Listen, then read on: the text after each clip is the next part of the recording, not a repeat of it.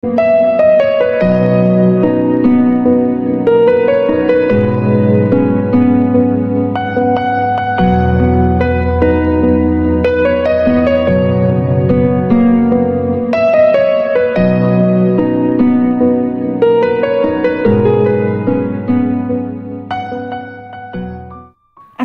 আলাইকুম। নতুন আরও একটি ভিডিওতে আমি মুক্তা আছি আপনাদের সাথে।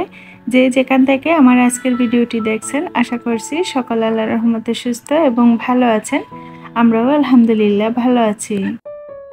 সকাল থেকে সন্ধ্যা পর্যন্ত সবটুকু অংশ নিয়ে আজকের ভিডিওটা সাজিয়েছি। আশা করছি আজকের ভিডিওটাও আপনাদের ভালো লাগবে। আমরা প্রতিটা গৃহিণী ঘুম থেকে ওঠার পরই ঘুম চোখে সবার আগে কিচেনেই ঢুকে পড়ি সকালবেলা নাস্তা তৈরি করার জন্য। আমিও সেটাই করি, তবে কিচেনে ঢোকার আগে হালকা পাতলা কিছু খেয়ে নিতে হয়, না হয় 1 ঘন্টা সময় নিয়ে যে নাস্তাটা তৈরি করতে হয় সেই সময়টুকুতে আমার মাথা ঘোরাতে থাকে। কিচেনে ঢোকার আগেই 2টা খেজুর আর 1 গ্লাস পানি খেয়ে নিই, এতে করে ফুল এনার্জি নিয়ে 1 ঘন্টা সময় নিয়ে নাস্তাটা তৈরি করে নিতে পারি। আজকে সকালের নাস্তায় 2টো আইটেমই করছি। সোহাসিয়ামের জন্য একটা আইটেম আর আমাদের জন্য একটা আইটেম, তাও আবার রেডিমেড করাই আছে। গতকালকের কয়েক পিস পাউরুটি ছিল, তো পাউরুটি দিয়ে সোহাসিয়ামকে স্যান্ডউইচ বানিয়ে দিব। মেয়োনিজ তৈরি করেছিলাম, ওখান থেকেও কিছুটা পরিমাণ আছে। তো ডিম সিদ্ধ বসিয়ে দিয়েছি আর এক চুলায় চা বসিয়ে দিয়েছি। আমরা সকালবেলার নাস্তায় সবাই চা দিয়ে করে থাকি, আমার অনেক ভিডিওতে আপনারা দেখেছেন। তো সকালে উঠে আগে 1 পাতিল ভর্তি চা বসিয়ে দেই। রাত্রিবেলা খাওয়া দাওয়ার পর যে প্লেট বাটি হাঁড়ি পাতিলগুলা বের হয় সবগুলা জমিয়ে সকালবেলার জন্য রেখে দিই না, সাথে সাথে ধুয়ে এভাবে শুকাতে দিয়ে রাখি। এতে করে হয় কি, সকালবেলা যখন সবার আগে কিচেনে ঢুকি তখন পুরো কিচেনটাই ক্লিন মনে হয় আর তেলাপোকার উপদ্রবটাও হয় না। মেজাজটাও কিন্তু খুব ফুরফুরে থাকে, কাজের প্রতি আগ্রহ জমায়, সব কাজ সুন্দরভাবে করে নেওয়া যায়। স্যান্ডউইচ যেভাবে তৈরি করি না কেন সোহাসিয়াম অনেক বেশি পছন্দ করে, তো খুব সিম্পলভাবে তৈরি করে নিচ্ছি। শুধুমাত্র ডিম সিদ্ধ করে নিয়েছি আর ডিমগুলো একটু ম্যাশ করে নিচ্ছি। ম্যাশ করা ডিমের সাথে 2 টেবিল চামচ মতো মায়োনিজ দিয়ে দিচ্ছি। মায়োনিজটা মিক্স করে তারপর দিয়ে দিব। এখানে চাইলে গাজর, শসা আর অনেক কিছু অ্যাড করা যায়। বাসায় পাউরুটি আনা থাকলে বাচ্চাদের জন্য সকালবেলা বিকালবেলা নাস্তার জন্য তেমন একটা টেনশন করতে হয় না, ঝটপটভাবে অনেক রকমের নাস্তা তৈরি করে নেওয়া যায়। সোহাসিয়ামকে সকালের নাস্তায় পাউরুটি দিয়ে বিভিন্নভাবে নাস্তা তৈরি করে দিয়ে থাকি। ডিম পেটিয়ে চিনি লবণ দিয়ে পাউরুটির টোস্টটাও তারা অনেক বেশি পছন্দ করে, ওইভাবে বেশিরভাগ দেওয়া হয়। আমি যখন 3-4 দিনের জন্য বা 4-5 দিনের জন্য বাড়িতে যাই, তো তখন বাড়িতে যাওয়ার আগে কিছুটা পরিমাণ সকালবেলার নাস্তা বানিয়ে ডিপ ফ্রিজে রেখে যাই, রুটি বা পরোটা। এবারও কিছুটা পরিমাণ পরোটা বানিয়ে রেখে দিয়েছিলাম, তো বাড়ি থেকে এসে ঝটপট সকালবেলার নাস্তাটা করে নিতে পেরেছি। আমরা যেহেতু রাত্রিবেলা গাড়িতে রওনা দিই, তো সকালবেলায় এসে ঢাকায় পৌঁছাই, তো সেক্ষেত্রে সকালবেলার নাস্তাটা রেডি থাকলে খুব সহজে করে নিতে পারি। এমনিতেও যখন সকালবেলার নাস্তাটা তৈরি করি রুটি বা পরোটা, তখন একটু বেশি করে ডোটা তৈরি করে থাকি। কিছুটা পরিমাণ রুটি পরোটা এভাবে ফ্রিজে রেখে দিই। তো সপ্তাহে 1-2 দিন দেখা যায় ফ্রোজেন করা রুটি পরোটাগুলো দিয়ে সকালবেলার নাস্তাটা তৈরি করে নিতে পারি। কয়েকটা জমতে জমে যায়, সেগুলো দিয়ে হয়ে যায়। সব সময় দেখা যায় ফ্রিজে 2-1টা রুটি পরোটা ফ্রোজেন করা থাকে, তো যদি হঠাৎ করে বিকালবেলা কোনো মেহমান চলে আসে, ঝটপটভাবে পরোটা ভেজে অন্ততপক্ষে চাটা তৈরি করে দিতে পারি। পরোটা বানানোর সময় যদি পারফেক্ট হয়, তো ফ্রোজেন করা থাকলেও যতদিনই ফ্রোজেন করা থাকুক না কেন, যখন আপনি এভাবে ভাজতে যাবেন সবগুলা পরোটা কিন্তু এভাবে খুব সুন্দর ফুলকো হবে।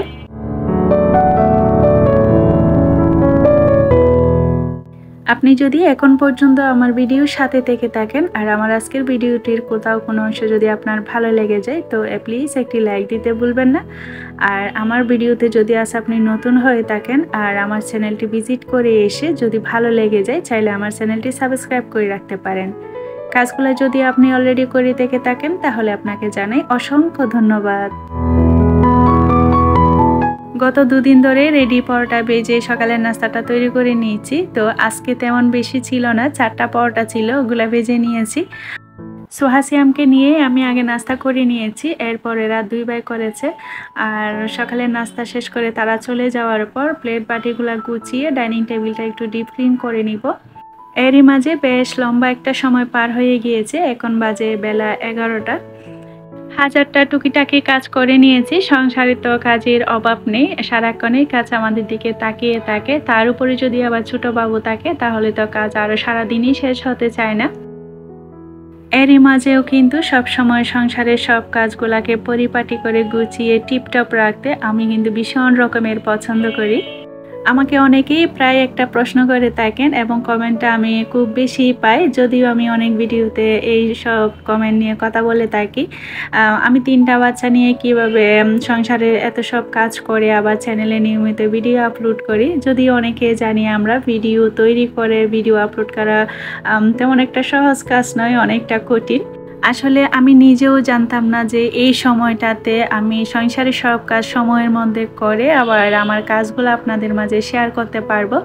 যাই হোক, আল্লাহ ভরসা, সব আল্লাহর ইচ্ছেতেই হচ্ছে আর আমার অক্লান্ত পরিশ্রমে হচ্ছে আমি বলবো। আর এদিক থেকে বাটটা বসিয়ে দিয়ে আমি ডাইনিং টেবিলটা ক্লিন করে নিয়েছি। তার মধ্যে বাটটা মোটামুটি হয়ে গিয়েছে। এবার সবজি কাটাকুটিটা বাকি রয়ে গিয়েছে, ওটা কেটে নিচ্ছি। বাড়ি থেকে আসার পথে আমাদের ওইদিকে সুন্দর একটা বাজার বসে, সবজির বাজার। তো খুব সুন্দর ফ্রেশ তাজা সবজি পাওয়া যায়, যেগুলো আমার অনেক বেশি ভালো লাগে। যতবার ওই রুট দিয়ে আসা হয় ততবার কিছু না কিছু সবজি কিনে নিয়ে আসি। এবারও কিছুটা পরিমাণ নিয়ে এসেছি। কচুর ফুল নিয়ে এসেছি, সে সাথে চিচিঙ্গা, শসা, টুকটাক কয়েকটা সবজি নিয়ে এসেছি। আর এই কচুর ফুলগুলা রান্না করে নিব আজকে চিংড়ি মাছ দিয়ে। আর এগুলা কেটে নিচ্ছি। কচুর ফুলের মাঝখানে যে একটা ফুল থাকে ওটা ফেলে দিতে হয়, ওটা ফেলে দিয়ে আর পুরোটা অংশ কেটে নিয়েছি।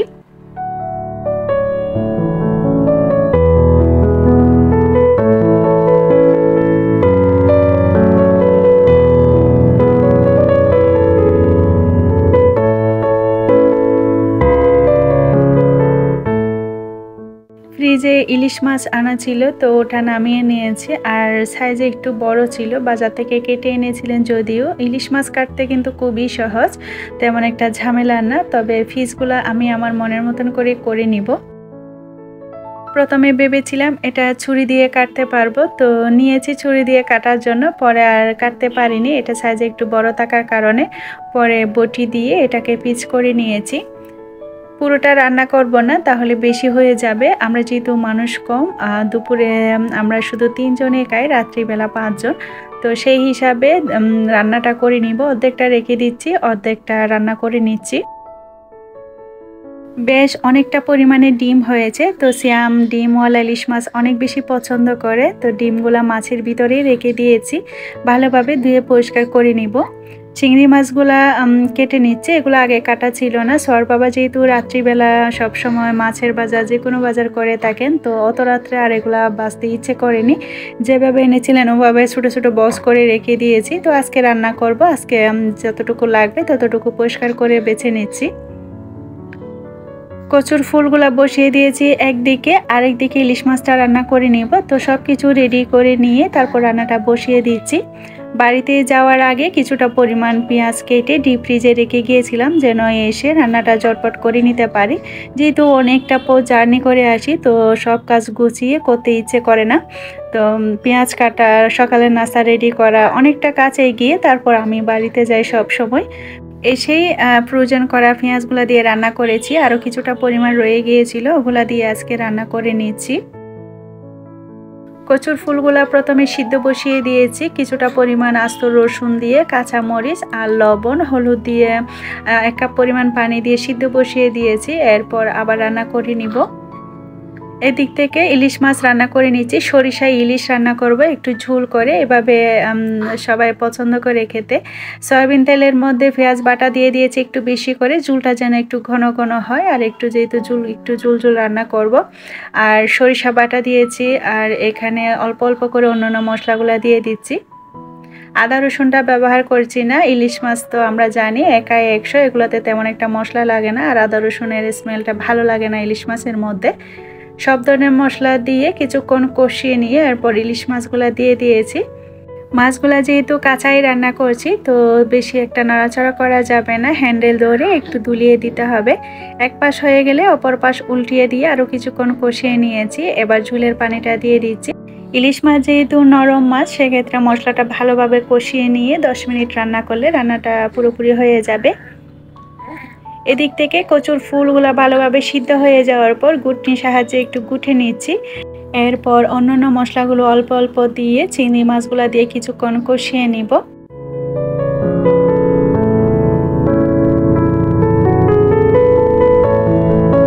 চিংড়ি মাছটা কষানো হয়ে গেলে গুটে রাখা কচুর ফুলগুলা দিয়ে দিলাম। এবার কিছুক্ষণ নেড়ে চেড়ে রান্নাটা কমপ্লিট করব। তবে নামানোর আগ মুহূর্তে কিছুটা পরিমাণ ভাজা জিরার গুঁড়া আর কিছুটা পরিমাণ গরম মশলা গুঁড়া দিয়ে দিচ্ছি। এখানে চাইলে আস্ত কিছু গরম মশলা দিলেও হবে, তেজপাতা, দারচিনি, তবে আমি গুঁড়ো করাটাই দিয়ে দিলাম। অল্প একটু লেবুর রস দিয়ে দিচ্ছি যেন গলা না ধরে, যদিও এই কচুর ফুলগুলো তেমন একটা গলা ধরে না। রান্নাটা হয়ে গেলে বাটিতে সার্ভ করে নিচ্ছি। আর এইভাবে রান্না করলে কিন্তু অনেক বেশি টেস্টি হয়।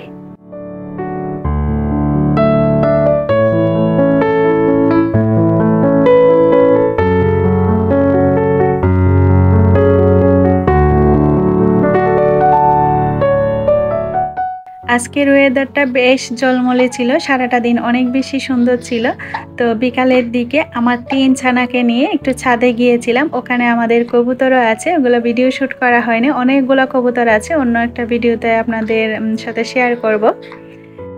বিকালবেলা ছাদের থেকে এসে বিকালের নাস্তাটা তৈরি করে নিয়েছি। তবে আজকে সিয়ামের পছন্দের নাস্তাটা তৈরি করে নিচ্ছি। সিয়াম আলুর তৈরি যে কোনো নাস্তা অনেক বেশি পছন্দ করে। ও চাই প্রতিদিনে ফ্রেঞ্চ ফ্রাই বা আলু চিপস এগুলো তৈরি করে দিই। তো আসলে এগুলো তো সব সময় দেওয়া ঠিক না, তো মাঝে মধ্যে এভাবেই করে দিই। আজকে ফ্রেঞ্চ ফ্রাইটা করে দিচ্ছি, সে তো ভীষণ খুশি, আমাকে কাজে হেল্প করছে। ও একটা আলু এনে দিয়েছে যেন একটু বেশি পরিমাণে হয়।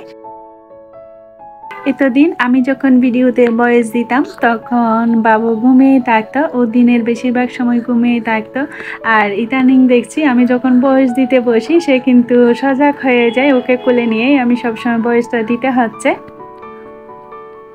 আলুগুলা ফ্রেঞ্চ ফ্রাই শেপ করে কেটে নিয়েছি আর পানিতে ভিজিয়ে দিচ্ছি যেন কালচে হয়ে না যায়। আর এভাবে সবগুলা আলু কেটে নিচ্ছি।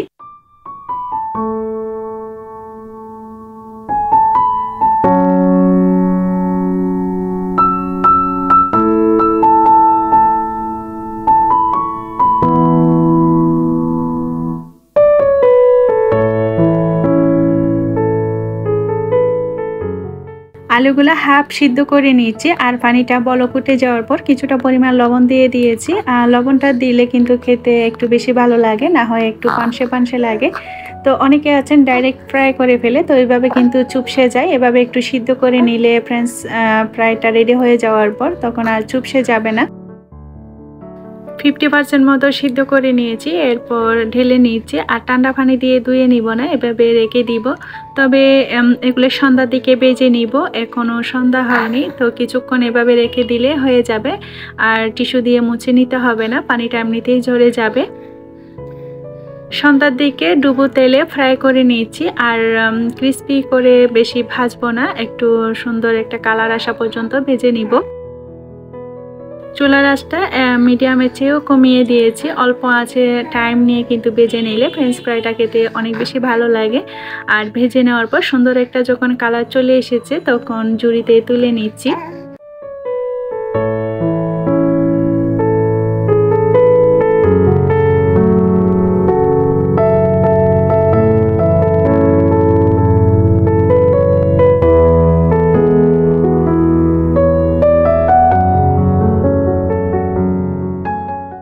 আমি আবার ফ্রেঞ্চ ফ্রাই পছন্দ করি না, আমার জন্য একটু চা বানিয়ে নিয়েছি। আমি আগে দেখা যেত বিকালের দিকে চা খেতে পছন্দ করতাম না, শুধুমাত্র সকালবেলা 1 কাপ চা খেতাম। তো ইদানিং কেমন জানি বিকালের দিকে শুধু মগ ভর্তি করে বেশি করে চা খেতে মন চায়। তো প্রতিদিন এভাবে খাওয়া হচ্ছে, জানি না এটা কেন হলো। চা মোটেও পছন্দ করতাম না, ইদানিং চা প্রেমী হয়ে গিয়েছি।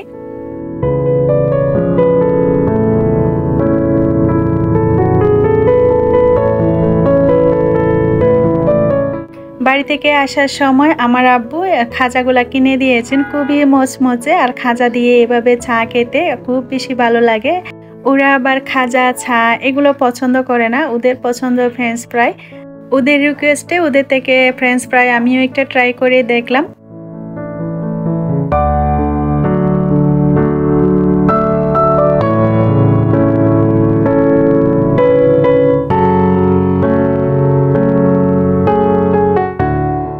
যাই হোক, আর এই ছিল আমার আজকের সকাল থেকে সন্ধ্যা 3 ছানাকে নিয়ে কাটানো একটি দিন।